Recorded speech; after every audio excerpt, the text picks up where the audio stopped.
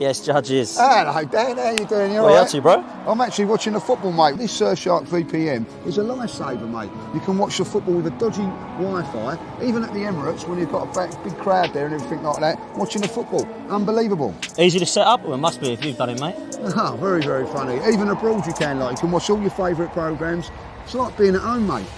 And that's exactly what you guys can do too. Click the link in the description for Surfshark VPN. How are we doing, people? Hope you're all well. Listen, big up to all of you for being here so early.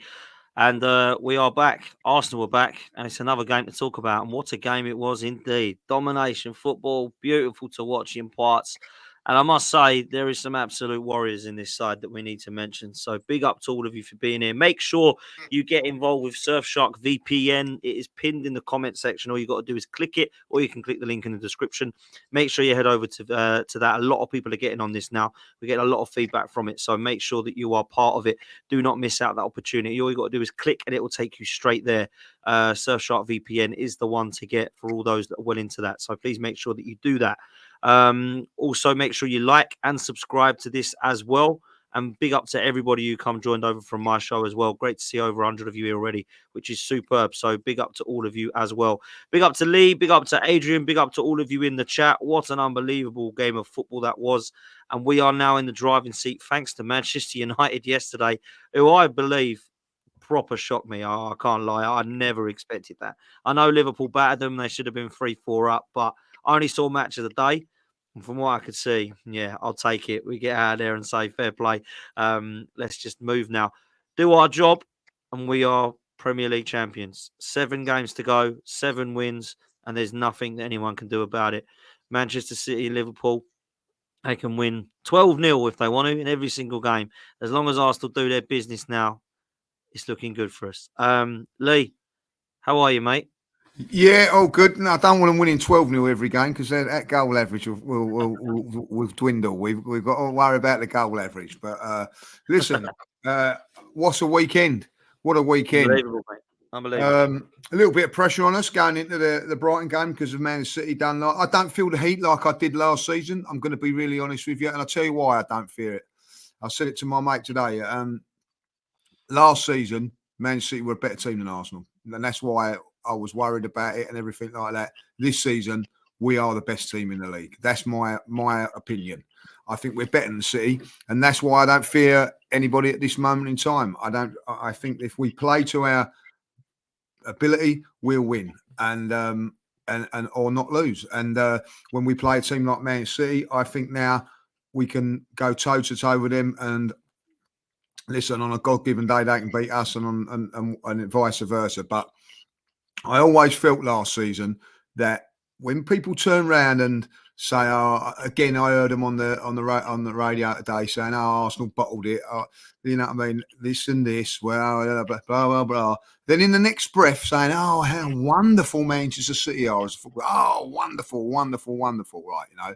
And that is what it is. The facts were that they were a better team than us. We knew it, and they put the pressure on. This time around, we're a different animal. And listen, that was an absolutely outstanding performance against a very, very good team, Brighton. Listen, I don't think that for any moment in time that Manchester City won't go there and win. I think that they will, but I don't think they'll do it as comfortably as what we have done. There was times, and if things would go right and things were done properly in the Premier League, Manchester City should have been 2-1 down in that game, because if you remember rightly, I watched the game Newcastle, who was it playing? Newcastle and Everton. 5 minutes from the end, Everton player gets dragged down. Ashley, what's his name? I'll tell you what, the older I get. Newcastle player? No, Everton player.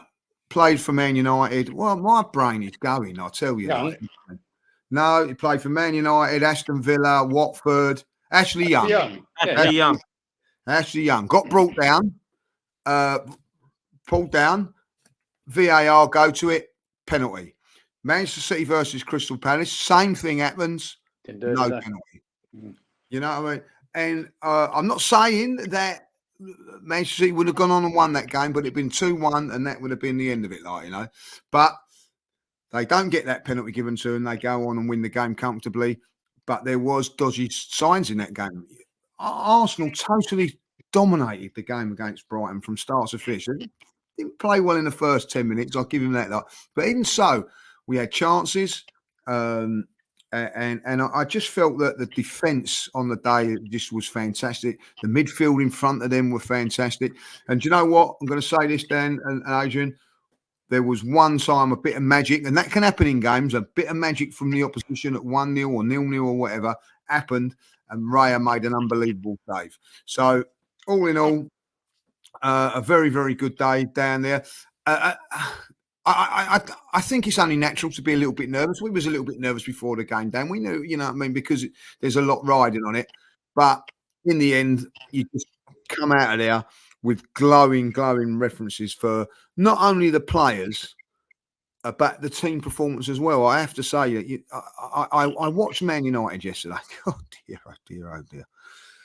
How they got away with that, I do not know. That was Liverpool completely. Yes, completely. Like Liverpool completely shot themselves in the foot. Like they lost all their toes yesterday. Liverpool, unbelievable. You know, and what I will say about it is the desire, the hunger of our players, more of our attacking players that are prepared to do the dirty work. When you watch Man United, they're not prepared to do the dirty work. Liverpool prepared to do the dirty work. I'll give them that. But listen, we've got like people like Jesus, Saka, quality going forward, but they're prepared to sacrifice their own, what will I say, like, you know, stats and whatever to do the defensive job.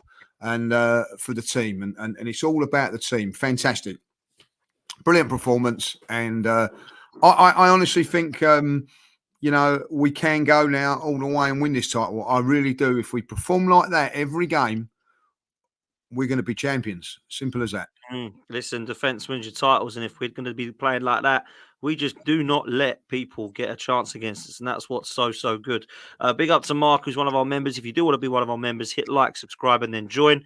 Get me on one of these podcasts. We'll watch this space, Mark, because trust me, we're going to try and engage with some of our audience in the coming weeks and hear people's thoughts and do like some call-in shows. So make sure that you are subscribed, and you'll be aware of when they'll be. So big up to Mark, man. Listen, Adrian, I've got to say, bro, like Chaitanya comes in with a super chat here, says, big up, lads. The big game is here. It's time to show how we've evolved as a club and a team.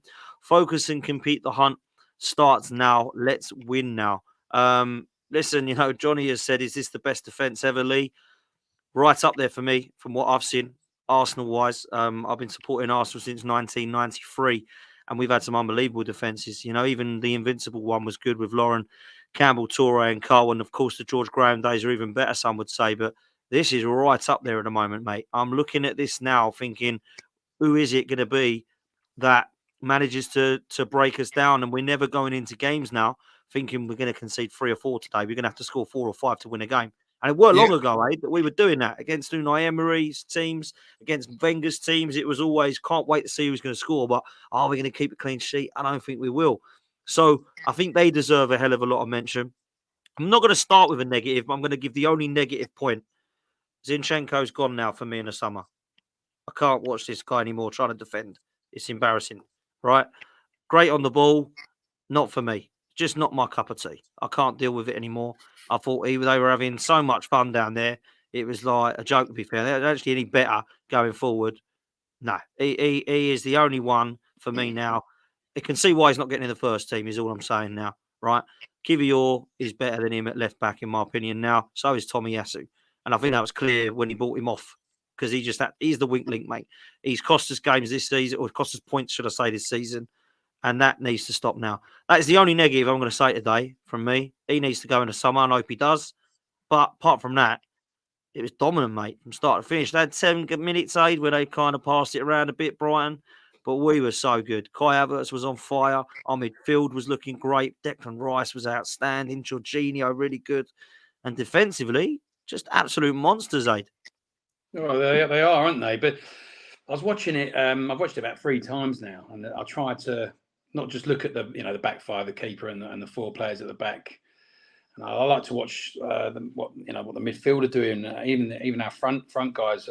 What we're doing in front of that 4 that's making our back four look even better.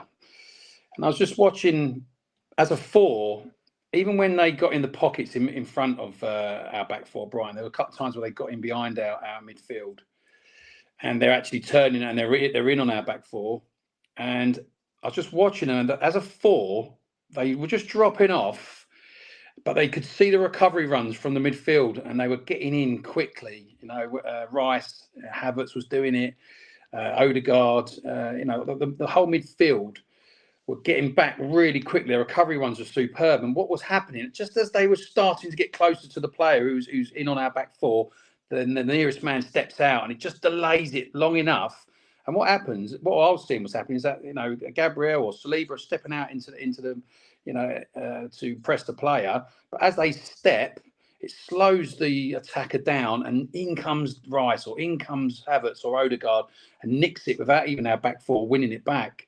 So it just shows the desire, and this is one of Arteta's non-negotiables, isn't it? Yeah, if you watched it on the Prime Video, that it's hard work when you haven't got the ball, and the desire to win the ball back, not just for our back four winning it back, but our whole midfield getting in, our attackers getting in, and Brighton. They didn't know what hit them, and every time the ball was nicked from their advancing players, they didn't know the midfield were getting back. They were surprised about it, but that is all done on the training field, and you can just see, the triggers are, the back line weren't stepping out when the recovery runs were like 10, 15 yards away. They were stepping out with about 5 yards to go, and as they stepped, they just slowed down, and then in come the midfield is brilliant. It's just like a well-oiled machine. But what best bit for me about that Brighton game was when right at the end, when Gabriel, who, by the way, I don't mention him enough. I'm going to tonight. He was outstanding. They've hit a shot, and it actually I might have even gone in, but he's blocked it, and you can just see the joy in his face of stopping that from going towards his goal. And then not just him, but Havertz, Zinchenko, even Trossard, they're over. Raya's out. They're all on. Saliba comes running and jumps on top of him. The clean sheets mean just as much as goals as it. To a defender, clean sheets like a goal to a striker, isn't it? And they just look fit as a fiddle as well. They didn't know they were running out of any steam, and it was a tough game, Brian. They ain't lost at home since August, and they just it was a completely different game to the City game, wasn't it? Where we if you like, shut up shop a bit, and they said, look, come and break us down. But this was complete dominance on the opposite side of our game. We spoke about loads of times. I know I might go and bore everybody about plan B, plan C, but that is just so clear that we have that now. And I totally agree, boys. It was just an absolute dominating performance in attack and the defence, and not just the back four, just the whole team in general, how they worked so hard to win the ball back. My only negative, if you want to put it that way, we spoke about the City game, about chances and chances in big games that will make a difference. I mean, we had 4 quite clear-cut chances in the first 10, 15 minutes in that game. And I don't think I've heard anyone talk about it. And I worry that we're going to have one of those games in the last 7 games where we've got to take those chances. Jesus had a header, which I think he should have scored. He had a good strike that the keeper saved. Saka coming inside probably should have scored. So that would be my only slight negative, is that we haven't run out 4 or 5. Obviously, 3-0 was a great result, clean sheet. But that would be my only negative. It's a very small I don't think that's bad to say, though. I do agree with you. I don't think that's I negative. agree with that as well. I think you could be 3-0 up. Saka's got to score that, in my opinion. Gabriel should have scored with the header. Jesus should have scored with the header. So that's 3 chances straight away, Lee. And I wanted to mention Jesus and Zinchenko because they were 2 players, Lee, that we were really excited about signing. And I must say, last season, I thought they were exceptional. I know they've got some injury problems. I don't know what your thoughts are on this, because obviously you smiled when I said about Zinchenko. I really like him as a footballer, to be fair. I do. I just think he's a crap defender, mate. I really do. I actually think that's a polite way of saying he can't defend, by calling him crap. That's how bad he is, right, defensively. But actually, when you look at it, Manchester City warned me about this and said, Jesus will miss chances for you and Zinchenko will cost you goals. But they're very good players. And what I think we've done is I think Mikel Arteta has evolved this Arsenal side even quicker than he thought, because these 2 can't get in the first team at the moment. And they are basically now a year along in their Arsenal careers, just the same as they were at Man City now. So for me, they're not guaranteed number 9 and number left back. They're not. So I don't think that's a bad thing. I think it's a good thing, by the way. That's a compliment to the Arsenal squad and what Arteta's done, right, to get us challenging. And I don't think it's a bad thing because I think that Jesus, if he misses a chance, does deserve to be come on and someone should be on his tail. And likewise, if Zinchenko lets Salah cut inside and score, we should be able to bid him out and put Tommy in. So I don't think it's a bad thing, Lee, personally. No, listen, I think that I think injuries have caused both of them problems to get back into the team. I think Jesus, I go back to the Nottingham Forest game, was superb in that game. Then he gets injured after that, and it's not been quite the same. And I have to say, the reason that we're saying that is not because Jesus has been playing bad or whatever. It's just that Havertz has been exceptional. And it's come in and if you'd have said to me after the Nottingham Forest game that you're going to say, like I'm going to say with the big game for Arsenal, Havertz is going to play up front instead of Jesus, I would have said I don't believe you. But that's the way it's gone now. I also have to say that Zinchenko, I'm giving him a little bit of slack because he's just coming back from injury. But it does seem to be like that calf injury seems to be a recurring thing. I think Zinchenko does a job for us. I think that he is the one that gets in there. I wouldn't play Zinchenko against Bayern Munich. I'll be honest. I would play more of a defensive-minded player, whether it be Kivior, who's had a long rest now, or Tomiyasu. But for me, I would play Zinchenko in Aston Villa, those sort of games where he comes in there. I don't think he was roasted on Saturday or anything like that. It got through a couple of times, but the more of the danger was the number 10 for Brighton, who had the shot, who I thought was very, very good. And listen, the way he plays and the way Arsenal set up, he is going to make mistakes in there because that's his job. But I will say this in his defence. It's very, very brave where he takes the ball at times. In those areas where you have to take the ball, where you know that if you're going to make a mistake, it's going to be not necessarily like the end of the world, but it is. Thomas Partey does it really, really well. You've got to be brave. You've got to have confidence to be able to say, like, I'm going to pick the ball up here on the edge of my box and play.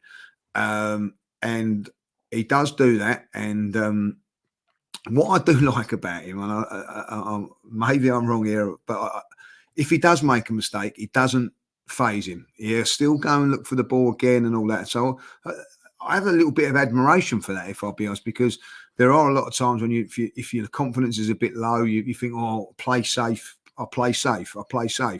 He doesn't play safe. He does look for that ball in there. So, but I see what you're saying from the defensive point of view. I think that when you win, for me, 2-0 up, I'm with you. Bring on the defensive man because the job's done then, Dan. You know what I mean? We've got 2-0 up. We've got in it. Bring it on. And I think it's there. It'd be really interesting to see if he plays tomorrow or not. I don't think Jesus will play, but the one thing I will say about Jesus is that he has lost his place in the team, but there's only one player that comes back straight away in this team, whether he's fit or not, and that's Saka. Martinelli's not come straight back in this side, you know what I mean? And let's be really honest about it. Saka's not been 100% fit in the last couple of games, but he's been straight back in the team. Martinelli's not. I don't know why that is, why Saka gets special privileges to other players, because I do think Martinelli is very, very key tomorrow as well. If you're going to say to me who you're going to play in front, it's out of Jesus and Martinelli tomorrow, I'm going to go Martinelli. But I will say this about Jesus: if it comes to the Champions League, he's probably been our most productive player. I think it'd be a little bit harsh to leave out Jesus. We won't be saying this if it weren't for that knee injury. Do you remember, like, when he got that knee injury, Dan? I said at the time he might never be the same because of that. I did say that. Knee injuries are, are such a difficult injury to come by, and especially when you look at him, he's twisting, turning all the time. That is all your knees all the time. So I think tomorrow, I'm going to be really honest, will be for me. Listen, I'm super excited about tomorrow, but the team selection tomorrow, I'm really looking forward to that, to see actually what it is. It's a little bit of a different game tomorrow because it's not like a must-win game, but it's more a must-lose game or whatever. I think we've got to win to stand a chance. But you know what I mean. Where every league game we've got to win now. This one it's all about getting through. So I think that whatever happens and what team he picks, I'm agreeing with what you both said there earlier about chances. There's going to be a moment in this game when we're right at them, right on top of them, and we must take those chances. If we miss those chances, it could cost us. But yeah, I'd be really interested to see what people in the chat. You know, let's put it up there. You know, what is your front three tomorrow going to be? Is Havertz not going to play because he's played the last couple? I don't know. He was outstanding, by the way, at Brighton. I actually looked back at that. I didn't think he was on the day, Dan. I don't know if you felt that, but then watching it back on TV, he was absolutely unbelievable. Unbelievable. Yeah, listen, I'm with you, and I watched it back because I was really interested in his penalty shot. I thought it was a definite penalty. The amount of people that were in my WhatsApps going, "Oh, that was a disgrace." Jason Cundy on TalkSport. What the hell are they doing? How are they getting that wrong? I thought, oh, we must have got away one. Now I don't know about you, Lee. I saw it live and I thought, oh, that don't look like a penalty. It looks like he's made the most out of that.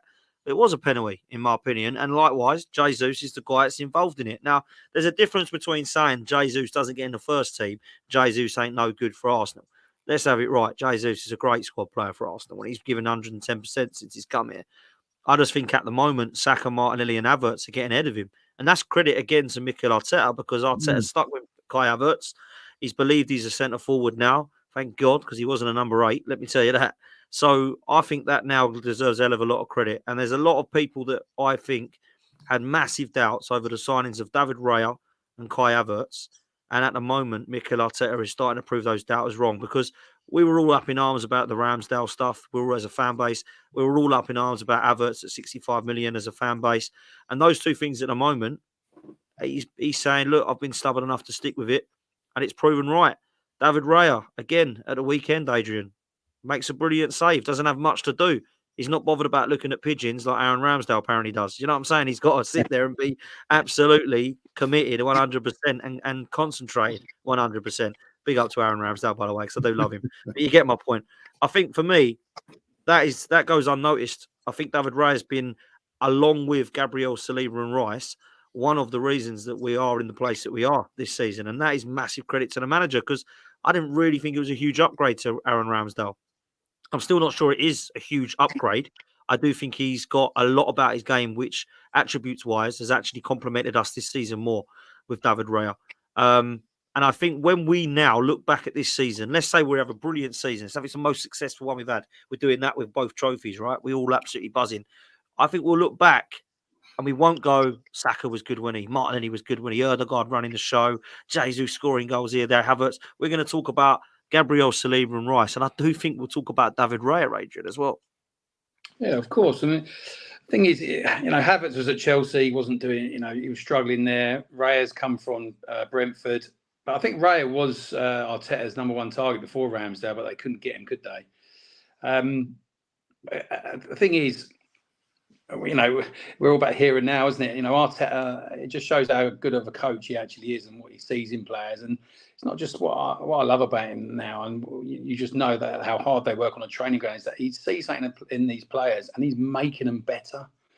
What I say, all my in-laws are all Chelsea fans and I'll take him. We'll take the 68 million. And all of us are the same. He did have a great start, but it just proves that, what he sees in certain players that we may not see at first is the qualities that they have. And I was thinking about the Havertz, especially now he's gone up top now and he's definitely his best position. When Saka was struggling and Martinelli wasn't scoring a lot, he wasn't playing up top. And I think that's got a big hand in as to why the two wingers are getting a little bit more time on the ball as well. Because he dominates centre halves as well. Havertz, he's big, he's strong, he's good in the air. And he's a lot more of a target man than Jesus is. Jesus comes a little bit deeper, doesn't he? And he likes to get on the turn. What he's done, our squad is obviously, it's swollen now with better players, but he's made these players better, and he's proved for a manager who's only been in the game not very long at all, the amount of players that he has brought into the team, including players last year and the year before that, he's just improved them. Look at Ben White, for example. So him and his coaching staff. I mean, I'd love to watch him coach over a whole week. I don't know about you, Lee. I'd be in awe on what they do, because it's just what you want from a manager, isn't it? We said before that I'm glad that Ben White's okay though. After that horrific injury. No, what was he doing? I know, it's ridiculous, wasn't it? Really, that was embarrassing. I love Ben White. No wonder rugby players hate football. But even you like the likes of Vieira. Danny, last year, you were pelting him, and probably rightly so. He struggled, but at the start of the season, before he got injured, he'd improved. It's good to see that Arteta and his team are improving these players, and our back line, the way Raya plays as well. He's got the most clean sheets I think he's in Europe now. He's and the reason why that is, and Lee will tell you, from his coach days, when you've got a quality goalkeeper in behind your back line, your back line plays so much better, because they have the confidence that a goalkeeper is going to do what they need to do if they get turned. And when he is pulled into action, like he did on Saturday, he's made a great save. And we always say it, Lee, didn't we? It don't matter how good of a keeper you are when you're saving shots left, right, and centre. But when you're having 12, 13 shots on your goal, then there's something wrong in front of the keeper, isn't there? Yeah. So it's like taking your chances when it matters at the top end of the pitch, but it's also making the saves when it matters. And Raya is. He's proven everybody wrong, and that weren't easy for him. Havertz was a little bit easier, I think, but for Raya to come in, especially Ramsdale being such a bit of a cult figure at the club, and Ramsdale got a lot of mess last year. But I'd like to see the save ratio of both goalkeepers compared to what Ramsdale had to do last year compared to what Raya's had to do. Exactly that, Aid. I always said last season, me and Dan Ross, we was having 80% of the play, maybe 75% of the play, and Ramsdale was making 5, 6 saves. Yeah. So it has changed. That definitely has changed now, where we've got, we've played Manchester City, Brighton, who was the other one? Luton. I think he's made 3 saves in all of those games. Yeah, next to nothing. That is such an improvement. Such an improvement. Well, it's the an improvement. Shots against, the shots against are just incredible. People incredible. Listening to a podcast earlier, and big up to Roms, he's a Liverpool fan. And he was, sort of saying Liverpool is we threw it away there with that sort of game yesterday. He said, but Arsenal, he said, the reason they worry me, he says, it ain't because they've got unbelievable goal scoring ability. It ain't just that. He says, you just don't get chances against them, let alone try and score against them. He said, you just don't get the opportunities to. It's just unbelievable. And I do think that we have got probably one of the best defensive units that we've seen since the George Graham days. I think it is better than the Invincibles back four. I really do believe that, and I love Campbell and Cole. But I look at what Saliba and Gabriel doing. I don't remember Toure and Campbell doing that, I don't remember Ben White being this much of a warrior and this pivotal towards the side as Lauren, who I love, by the way. I look at it and I think, I can see why people are making comparisons of being one of the best we've seen, and that's got to put us in good stead, Lee. And I wanted to talk about that with you, but I also wanted to mention Kai Havertz, because I know you've been a big fan of him. Even when he wasn't playing great, you had something about him you liked, and you and I disagreed on that. My mum, bless her, she's got to be in her bonnet still. She's not a massive fan of him, right? Even when he's been playing well. She's not turned yet. She's not turned yet. She's one of these. What's he do? Someone tell me what he does. My mum is very much. He is the complete opposite of sort of player that my mum likes. My mum is very much. When I was growing up, she loved Nicolas Anelka, Robert Pires, Thomas Rosicky, Robin van Persie. She loved Aubameyang, Sanchez, and now she loves Martinelli and Saka. Like they're her two boys. Kai Havertz is not like Martinelli and Saka one bit, is he? Complete opposite of that. She didn't like the sort of looks lazy on the pitch type players. So the ones you don't really see much from. So like Ozil, Arshavin, those types. She just never had time for him, and she kind of puts him in that bracket. I've been trying to say, look, he's getting the goals and assists now. Like we're seeing stuff from Havertz, which we bought him for. Do you know what I mean? But she ain't having it. But I, for one, really like what he's doing. I thought he was great at the weekend, by the way. I know he got player of the match. I thought he was really good. And I think what I like the most, what I've seen, is that I actually do look at him and I think he cares. Like he actually does care. He gives his all. There's something about his mentality which I really quite like, in terms of You know, he gives that little bit of nastiness. He gives that 110. He also don't stop running. You know, he's always going to try and track back. Yeah, sometimes it bounces off of him and his touch ain't great. That's fair. But actually, when you look at the positions he's getting in, late runs to the box, getting in there, the goal now, I've got to say, goals and assists pretty much in every game. You can't drop him at the moment, Lee. No, and I think it's a very interesting thing, you know, that I think that he puts himself about. Look at, you know, that Dunk went up for an header and he smashed into him, you know what I mean? Like, when have we seen like that from a forward, like bullying central defenders? Gives us an option of what I like about him more than anything is he gives us the option of a Giroud, but he's got more to his game than a Giroud because he can drop into places, you drop back into midfield. He's got definitely technique and all that, and I'm with you on that. I think that the one thing that I think that he's got over his Chelsea days, I think he loves being here. I think he's loving the fans. He said that on I see an interview today where he's saying that the fans have been fantastic for him. He's realised what big club he's come to, and all the fit, you know, saying the right things, and I like that. And he's just got better and better as the season's gone on, and that's very, very important. You look at it at one stage, Eddie was the second choice if Jesus weren't about, you know, like last season, and done a good job, by the way. But Havertz has took it to a level where we're not thinking, oh, we've got to get Jesus back. It's actually like, well, where are we going to play Jesus now? And that's credit to Havertz. It's going on to the back four and all that. But been asked this question quite a lot over the last day or so. Is it better than the George Graham era? Is it better than the Invincibles and all that? Like, you know, and I'm going to be really honest with you, like, all very, very good players in the George Graham era. Dixon, Winterburn, Adams, Bold and Keown, if you want to bring Keown into that a little bit later, or David O'Leary or whatever, like, you know, none of them get into this team. Only Nigel Winterburn probably would get into this team at this moment in time. The other, I think Tony Adams is probably the best central defender that we've ever had.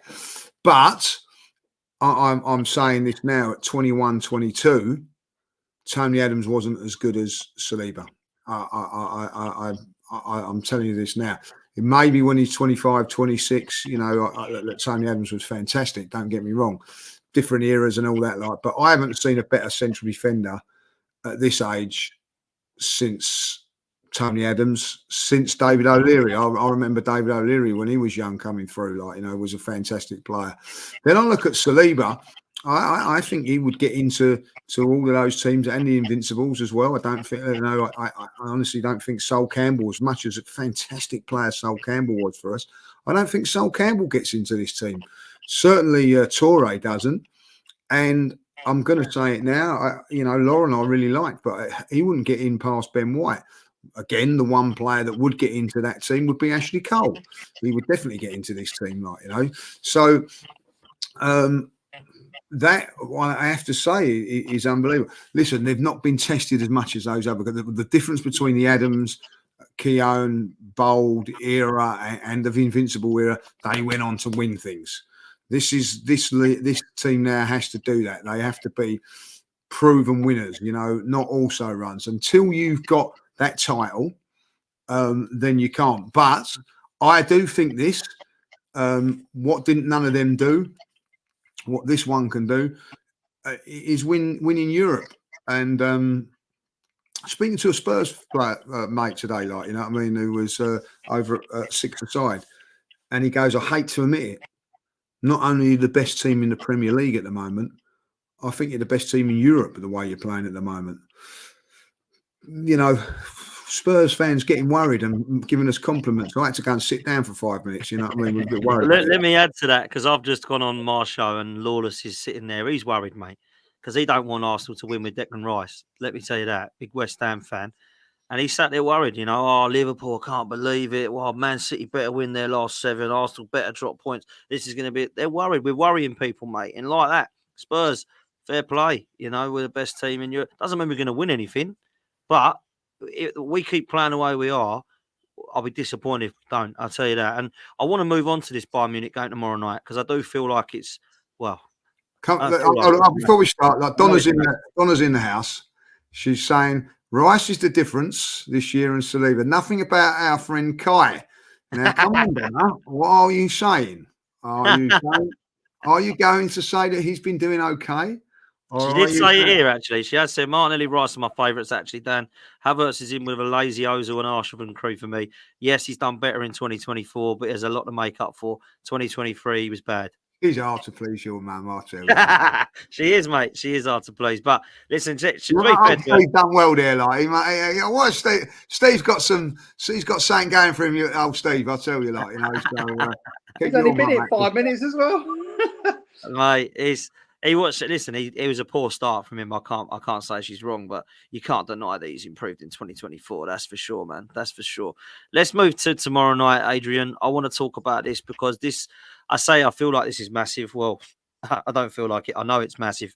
And I think we've got to take advantage tomorrow with the fact they don't have away fans there, mate, because we can apparently fill that away end up, which is going to be bizarre for some away fans. Arsenal fans that can sit in that away end. I'm quite jealous. I quite like to see what it's like. Yeah. You know what I mean? Weird, isn't it? Like. It would be weird. But they're a good side. They're not on the amazing form in the league. But I actually think that makes it harder for us, and I'll tell you why. This is the only trophy they can win this season. This is the only trophy Harry Kane can win this season. Right? Which is mad, right? Otherwise, he sat with a cannon at the end, holding it up because he's won the top goal scorer, which is a cannon. I mean, that is just brutal, isn't it? Anyway, I must say, I do feel quietly confident tomorrow because of how we're playing. But Champions League against Porto, home and away, I wasn't massively convinced. So we've got to turn it on. Having said that, Adrian, in the group stage, we were quality, absolutely brilliant in the Champions League. And actually, we were playing blitz football from day one, minute one in the Champions League this season, group stage-wise. But I want to ask you, they've got a few injuries. Harry Kane, obviously, and Masiliara are probably two of their best players. They're going to be fit. But I think they've got a few injuries and a few players that are going to miss this leg. I don't know about the next leg, right? I want you to tell me the team that you'd pick tomorrow night, Arsenal, right? And I want to know how you think this one's going to go. Well, I think we've got to go at them. We're at home. The way we're playing defensively, we should be able to, and shut them out. But, and as much as, Harry Kane's an ex-Spurs player and everything, let's be honest here, he's one of the best strikers in the world. And if he gets a chance, he's more likely going to take it. So we've got to make sure that we defend as we have been. But we've got to be on the front foot. Now, you talk about the group stage, it's a completely different animal to the knockouts, isn't it? Because in the group stage, you can, there's a little bit less pressure. You can go for it because you're playing for points rather than playing for, the next round. And the Porto game, although we weren't great, but defensively we were superb. I was at the game at the Emirates, and they didn't really trouble us. Raya didn't have to do much. Defensively we were excellent, and Porto came with a plan. They were playing. They were marking in between the lines rather than marking our midfield, and they strangled our midfield. So we had to adapt the way we defended to counter that. But for me, Bayern Munich. I've seen a few of their games. They're not the Bayern Munich that we played, and got trounced 10-2 or whatever. But I'm saying that put this team in back then, and it would have been different. But I think we go with the back four with Kivior in there, with Jorginho, Rice, and Odegaard, and I think I'll play Martinelli tomorrow.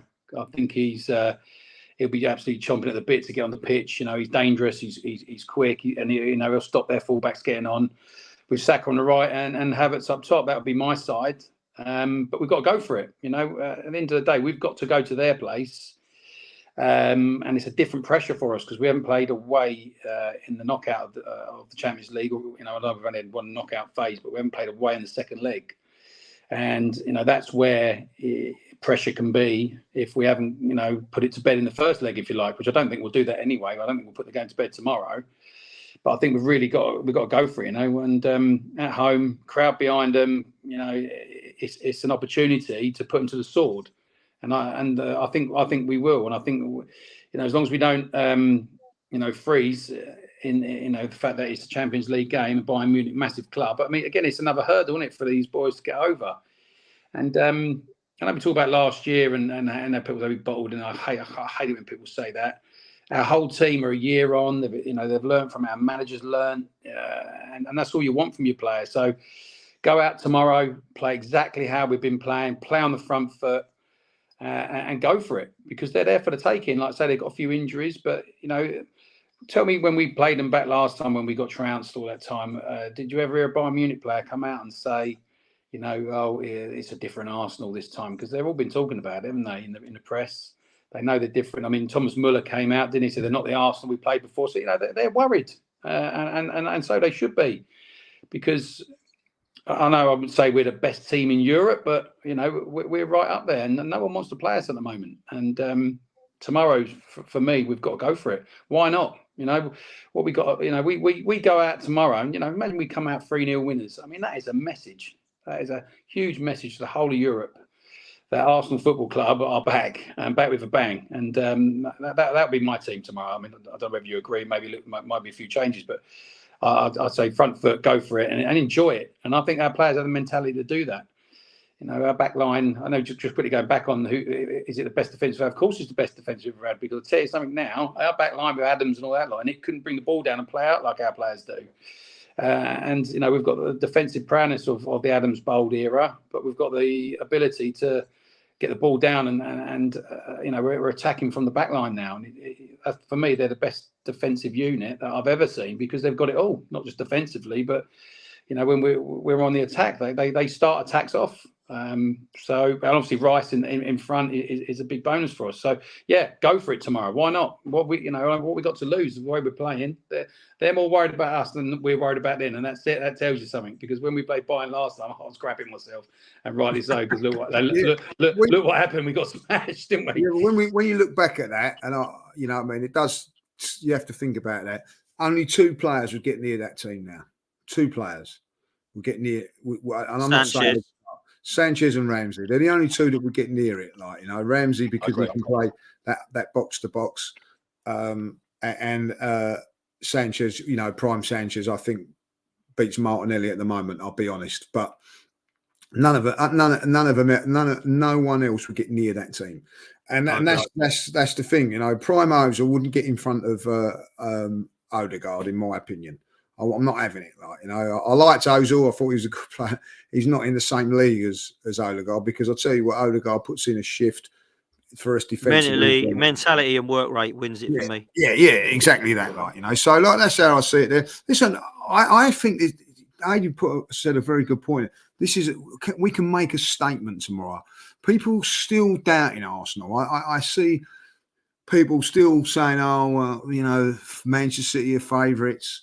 They're not going to win the Champions League. And I get all of that because of that. But if you was to go out tomorrow, and I'm not saying that we will, but say we smash Bayern Munich. We're capable of doing that, because when people go, oh, it's just Bayern Munich, let's just take that. We've smashed Liverpool this season. We absolutely smashed Liverpool this season, at the Emirates. We've smashed Newcastle, who are a decent side, smashed them, We've smashed Man United.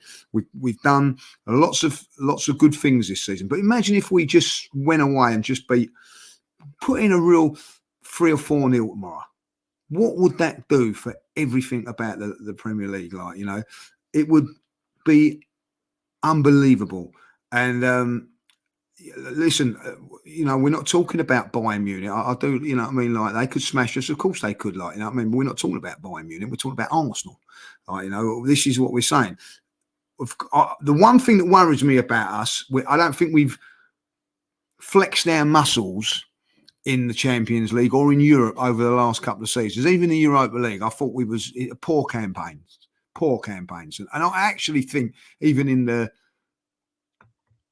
league group and also the knockout stage, we haven't really blown anybody away, have we? This is the time to blow someone away, I'm not saying that they're going to, because Bayern Munich have still got some top players. But this is a time for Saliba to turn around. He's playing up against Upamecano, isn't he? He's playing it I'm better than you. The French manager doesn't think so, but I'm going to tell the rest of Europe that I am. Do you know what I'm saying? And really put it on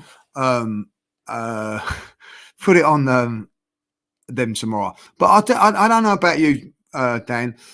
I am just really looking forward to the game tomorrow. Like, I'm not frightened of the game. I was worried about going into Bayern Munich a few years ago. I'm not now. I'm going there with my chest out, and I fancy us. You know what I mean? And that's what this team and this club's done to me at this moment in time. Let's see what happens. You know. And listen, people will go on about Porto. You only got through on penalties against Porto. You only done this again. Porto is a completely different game to this. Like, I think there was a lot more pressure on us to beat Porto because we was expected to do it and all that. This time now, you know, shackles are off. Let's go for it and see what happens. Like, you know. Yeah, facts, man. Listen, that's what I say. Let's go for it. I'll give you my team, Judge. This is what I do tomorrow. Raya in goal, White, Saliba, Gabriel, Tomiyasu. That's what I would do. I would start Partey in this one and Jorginho in the away leg. And I'd have Partey, Rice and Odegaard in midfield. And then my front three would be Saka, Havertz and Martinelli. And I'll bring on Jesus and Trossard. And if you do want to bring on, if we're lucky and we're playing very well, then you can start looking at the likes of Zinchenko or Jorginho or whatever you want to do in the back. But that would be what I would do, and I'd absolutely go for it. And I think we've got a great chance of playing well and actually having some confidence going into that second leg, man. So what do you make of that, Lee? Yeah, I'll go with exactly the same team. Tomiyasu or Kivior, it's a toss of the coin for that there. But I think it's very, very interesting that there's been times in the last couple of games he's been bringing on Tomiyasu. Exactly. You know, I look back at Liverpool last season, big games, Tomiyasu played. I think that he's going to go with that. And it's a gamble with Thomas Partey, I have to say that. But I think that he could be the key to the one that puts for now. Jorginho's been brilliant for us. So he has. It's a real difficult one there, like, you know what I mean? But this is to say, like, this time last season, there's no way you'd be saying, oh, no, it's not Thomas Partey playing, you know? So if Thomas Partey is fully fit and really up for this game, I would play Thomas Partey, yeah. Yeah, I'm the same as you. And I think Jorginho for that second leg, I think would be a really good option. Of course, if we don't have to go and let's hope we don't have to go and get deficit. But I do think that would be in my head now where I'm looking at it. We've got the hardest side of the draw, Aid. I can't lie. If we do get through Bayern Munich over two legs, which is going to be tough, we've got Man City or Real Madrid. I don't want to look ahead because obviously we only really want to look at Bayern Munich first of all. But do you have, I mean, it's hard to say this because Man City, Real Madrid are ridiculous. And I do believe whoever you get in the final, whether it be Barcelona, Atletico Madrid, PSG, whoever it's going to be ridiculous too. But I look at it and I have to say, defensively at the moment, I've got even more confidence as to how we can try to shithouse, in inverted commas, some of the away legs in the Champions League. And the Etihad really proved that to me because I thought we defended like monsters. And I think that for me has given me a lot more confidence in this competition, no matter who we get, whether it's got to beat Bayern, whether it's City, Real Madrid, or of course everyone in the final. Like, I feel that although people will say that's the defence wins your titles, so we've got that Premier League, I actually think it can win you the Champions League as well because we've got to try and score against us, Aid. Well, yeah, I mean, Lee would tell you when he was managing, when you can't break a team down, your players get frustrated, and managers will get frustrated as well. And what they end up doing is something a little bit different which can open them up, you know. And then suddenly the ball's in the back of their net because they've not done their jobs properly because they're getting frustrated that they can't create the chances and put the ball in the back of the net. I mean, you only got to look to the Wenger teams where.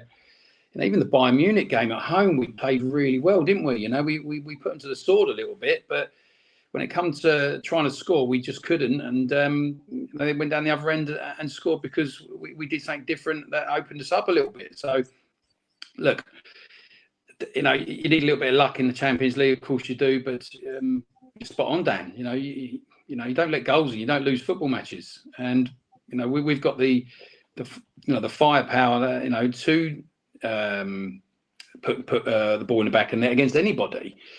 But it's when we come up against that rock of a defence that, like I say, about taking the chances in the big games. But, you know, defensively, Yeah, I said it in the last cast. This defence wins a Premier League for the next 3-4 years, as long as they've got someone at the other end who's putting the ball in the back of the net. Because at the age that they are and how they're defending, and it's not just the four, isn't it? It's the Rice in front is a massive part of it as well as our goalkeeper, and it all comes down to what the team are doing when they don't have the ball, and you know, I said, I'll just quickly go over it again. The Man City game was completely different. It was about come and break us down and give us what you got, and we shut them out. But the Brighton game was completely opposite. It was win the ball back as quickly as possible, even when they got in between the lines. So it just shows that the way that we're trying to play is different in certain games. So I'll be interested to see how he sets up tomorrow. I didn't think of Partey actually playing in there, so it's a big shout because he came on and he looked good. He's looking better, isn't he? And he's a massive player for Arsenal Football Club. And when he's on fire, I mean, there's no coincidence that last year, when the only game he didn't play was up at United, didn't we? And we lost that game. And I think we went on a run where he played virtually every game from there, and we won most of the football matches, and he's a big part of that. But isn't it lovely to have this conversation? Isn't it? That we we've got Jorginho again, another player that we thought, why are we signing him? But Jorginho's more of a control player, isn't he? He gets on the ball in tight areas and he'll control a football match, where Partey has that little bit of more, attacking prowess, isn't he? Where he can go glide past players and my God, can the boy pass as well? So it's just lovely to have these options. And having the plan A, B, and C now, with the defence that we have, and it's not just the defence, it's the whole side, the way they defend. They defend like in packs, don't they? And it must be horrible to play against. So yeah, it's hard. I'm sitting on the fence because we ain't won nothing yet, and this team deserves to win something. And like we said, we've got to get over the line in at least one of these competitions. See it through. We have to. We got to see it through, man. We got to get across the line, and until we do that, people will always doubt that. I said on my show earlier, why are we third favourites for the league? Is it because we're rubbish, or is it because we ain't done it before and the other two have? That's why we're third favourite for the league. 100%. Look at it, of course it is. Exactly that. We've done it and we haven't. So, and Arteta this team ain't done it, So that's why it will be. But I've got to say that. Listen, let's get a score prediction, man. I hate doing these, but let's do it. I am excited for it, but there's obviously that nervous part as well. What are you going for, Adrian? Start with you. Well, you did this to me on the Porto game, didn't you? And I thought we'd run them over, but we didn't. I'll tell you what, if you blame me, if it all goes wrong and you blame me, I won't be happy. Look, get on the front foot, dominate the game from start to finish, then there's no reason why we can't get 2 or 3 tomorrow, because we can do that against any team. But I'm going to go 2-0, because I can't see him scoring, although they've got Harry Kane. I just think we'll shut them out. And I agree with you. There's something riding on this game, not so much about getting through to the next round. There's something riding on with the history of Bayern Munich. We've been getting smashed, blah blah blah. It's not. I reckon Arteta will be drilling into the boys as well. This isn't just Bayern Munich. This is the Bayern Munich where we've been, dogged for years in the Champions League. Because it's like every bloody quarter final or last 16, we always got them, didn't we? And there's that little bit of time to put the history to bed and move forward with this team. So yeah, I'll go with 2-0 tomorrow. That'll be my prediction. I think as long as we start well and dominate the game, that's me. Oh, I'd love 2-0, man. I tell you, I absolutely love 2-0. I would take 2-0 going into that second leg with so much confidence. I think it's going to be old school tomorrow. I think it's going to be 1-0 to the Arsenal, Lee. That's what I'm going to go with. 1-0 to the Arsenal. And I would take that, but I still won't go into that second leg going, oh, that's us, we're all right. I'd need that 2-goal margin for me to have the confidence, but I'm going to go 1-0 to the Arsenal tomorrow, Lee. Go on, what are you saying? I'm with Adi. I'm going to say 2-0, right? And that's me being cautious. I wouldn't be surprised if it was more. I'll be right. I'm not bold enough to say 3 or 4, but I wouldn't be surprised if it was. Wow. I really do. I think Arsenal are going to make a big statement tomorrow. Yeah, I agree. You're right, boys. I agree. I hope you are right. Maybe he's more than 2, but it's hard, isn't it? Because we've not been there for. No, you've got to respect Bayern Munich and like listen, they can. They got the best striker. They got the best striker in it. SMG's right. I do want to say Really? 3-0. I do want to say 3-0. I actually want to say 4-0. There you go. I honestly think Arsenal. I honestly think Arsenal will. I think we're in for an amazing night tomorrow night. I really do. I don't know why. I just feel that if I'm going to be really honest, I think we've saved ourselves a little bit for Luton, the Luton game. Saved ourselves a little bit for the Brighton game to explode on this game here. And I feel that if we can get what we say, a big win, I think this will take us on a fantastic journey. I really do. You're making me excited now. You're exciting me for tomorrow night. Yeah, I've got a feeling, like, you know. How good would it be for Xhaka, isn't it? We smash them tomorrow and they go and win the league at the weekend. Yeah, well, that'd be fantastic if they do, like, you know. So, you know, that's fantastic for them. And listen, I'm not. Bayern Munich are. Is it 12 points off of 11, 12 points off? Yeah. Well, there's a reason. There's a reason. They're losing. They're leaking goals against. Well, they were 2-0 up at the weekend. They lost 3-2. That's what I'm saying. They're leaking goals, like, you know. And I think that they're there. If we don't, I know we've got to respect them, but just forget about it's Bayern Munich. Just play what's there. Play what's in front of you. I you know, I do think that we create and I think that our front three would be too much for them. I really do, like, you know. I really are. You're right, man. The only thing they've got on us, isn't it? If you're honest. The only thing that Bayern Munich have got on us tomorrow, which is amazing to say, is experience in this competition.